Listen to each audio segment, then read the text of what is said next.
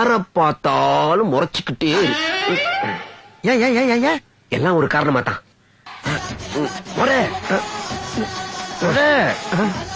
இன்னும் பெருசா அதான் சூப்பர். நீயே சாப்பிடு. அவனுக்காக இல்லாட்டினாலும் உனக்காகவாவது முறைச்சுக்கிட்டே இரு. தைரியம் இருந்தா கை வைங்கடா, என் தலைவரை பத்துருவோம். தைரியம் இருந்தா கை வைங்கடா.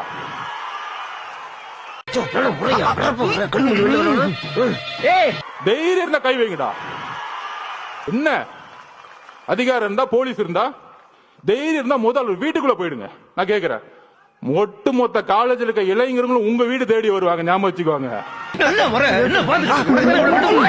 ஆயுத எழுத்து படம் பார்த்திருக்கீங்களா? பெரிய ரவுடி எழுத்து நிப்பாங்க, காவல்துறையை பார்த்து பயப்படுற நினைச்சிட்டு இருக்கீங்களா? எங்களுக்கு எந்த பயமும் இல்ல. இவன் இருக்கிற தைரியத்துல தானே அவன் பேசிட்டு போனா.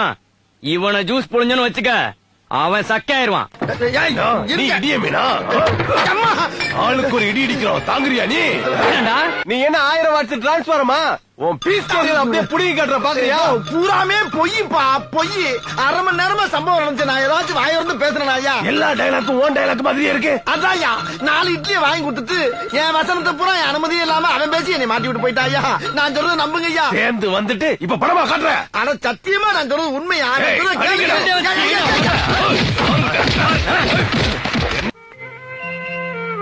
தைரியம் இருந்தா கை வைங்கடா, என் தலைவரை பத்துருவோம்.